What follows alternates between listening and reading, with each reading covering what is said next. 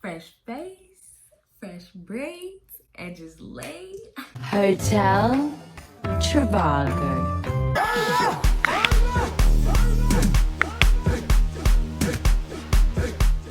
Hi guys, welcome back to my channel. So today I'm going to talk about picking universities, factors that you need to look into, tips that I'm going to give you guys in searching for your dream university. And I think it kind of like helps it narrow down to find your, I guess, your dream university, or the lucky university to have you there, because honey, you are gracing them with your presence.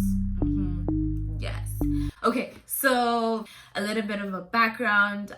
In my second year of being an au pair, I stayed at Stanford University. That's where my host family was.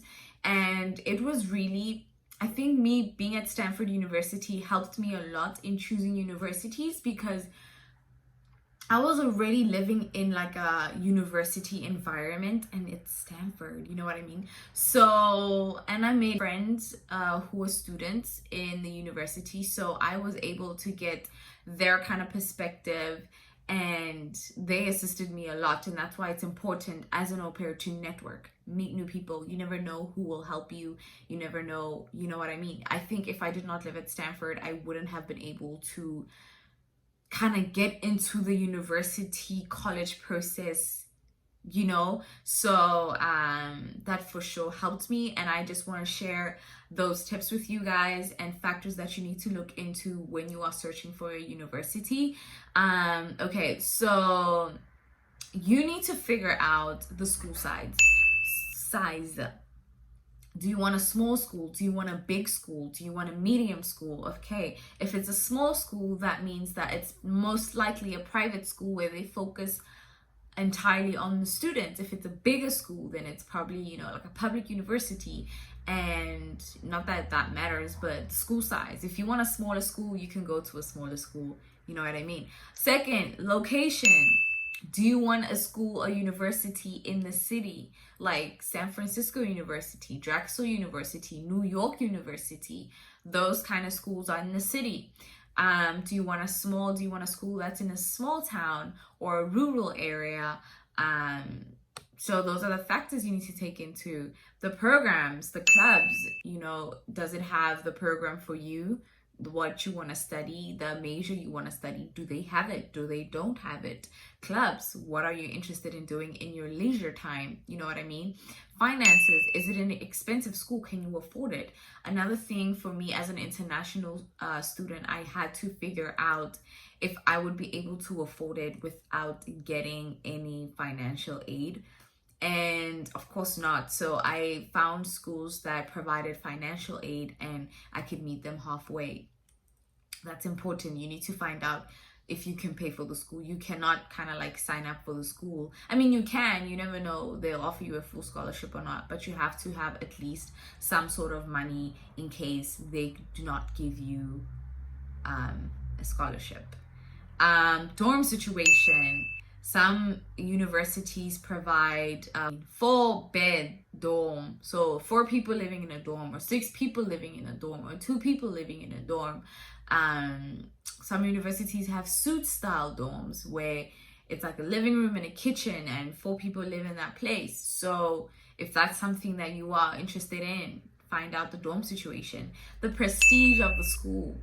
Do you want to like a school that's up here like Stanford, Harvard, MIT, NYU? Those are really difficult schools to get in, but does prestige matter to you? Do you just want to go to any regular university and just get your degree, or do you want to have some sort of, you know, like a that will help you in the future? For example, if I say I come from Harvard University, it's already giving me some sort of, you know, like, yeah, I come from Harvard type of vibe. So does prestige matter to you?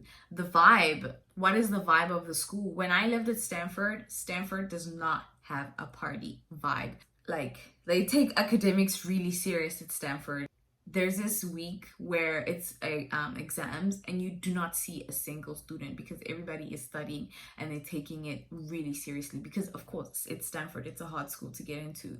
The acceptance rates are around 4%. So yes, the vibe. Do you want a party school?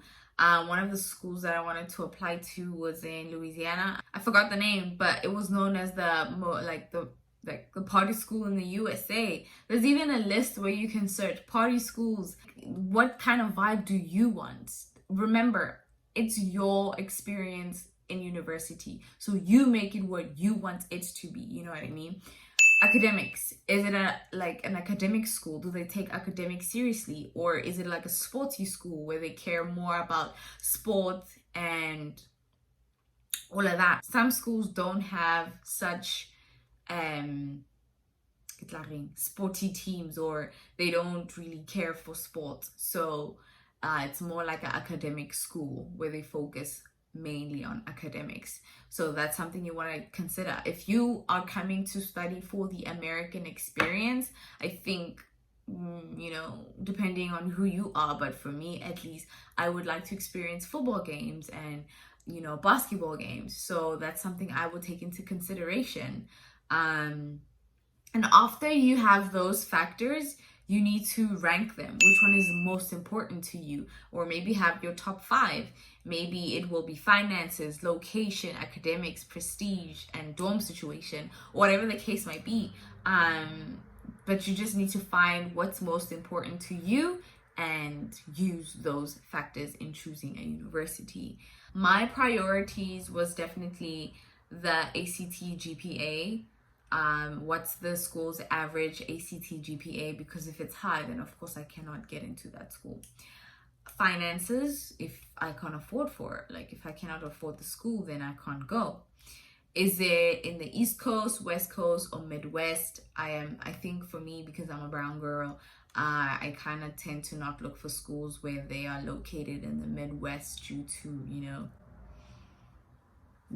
so I prefer East Coast or West Coast. Also, me being an au pair, I have experience being in the West Coast and the East Coast, so I was just looking for schools where, is it cold, the temperature, does it snow during the winter, is it hot all summer? That was one thing I took into consideration. And the prestige of the school. If it's a prestigious school, I searched top 100 schools in the USA, and from that list I kind of just found the one that I wanted. It could be important to you, it could not be important to you. To me, it's somewhat important, because if I'm paying that much, then at least there gotta be some basis to my degree, some leverage, some weight, yes. So I mean, that's why most people go to Harvard, because it's a prestigious school, you know what I mean? So yeah. Another thing that helped me is that I had a safety school, and like a school that I could possibly get into, and a reach school. So safety meaning they have it's like an easier school to get into. They have a lower ACT, like average lower. They have like lower average ACT and GPAs, and so that's like a safety school, one that you will know for sure you will get into. And then there's a school where you're not really sure, but your marks are around the average, so you could get into the school. And then you have your reach schools like Harvard, Stanford, or not even those, but maybe like a little bit,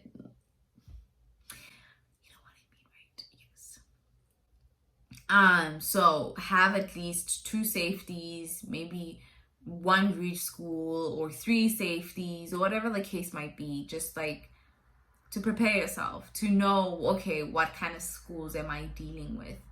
Another thing, be realistic, guys. Like, I knew from the get-go, from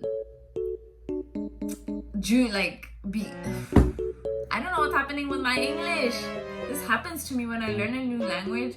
I completely forget the other, or how to speak the other one, and it's very difficult because, okay, sometimes I'm thinking in this language and da-da-da. But anyways, being a polyglot, guys, it's not all. But anyways, be realistic, and if you have average scores and you're an average student, do not try and apply to Harvard. Like, Come on, it's common sense. Maybe you will get in, never say never, but to save time and money, do not apply to Harvard knowing that your GPA is below their average or your ACT is a 15 or whatever the case might be. Like, come on, be realistic, And then in terms of apps or things that I used on social media or internet that helped me engage or find out more information about the school is that I messaged students from that university. I used an app called College Hunch, and College Hunch was really great in helping me choose my university, because you can filter and you can enter what you think, or you could say, I want a school in a small town with this average GPA or this average ACT, and enter, and it will show you a list of schools, and then you could use those and then research and then find out more information. So College Hunch really helped me a lot, and watching YouTube videos of other students that go to those schools, even virtual school tours. I know the virtual school tours isn't really like getting the feel of the actual school, but it does help to kind of like see what do you like and what you don't like. So these are the tips that I used. This is what I did. I don't know if it will help you, but this is mainly like a guide. If you don't know where to start and what to actually do, then this is what you can do. And I hope you guys liked my video. I hope it was educational and it was worthy of your time. If you did, can you please give it a thumbs up? And don't forget to comment, like, and subscribe. Let's engage in the comment section. Let me know what you're thinking, and if you have better tips, and if you've been through the process, if you know anything that another person has done, then I would really appreciate it. Thank you guys. Ciao, ciao.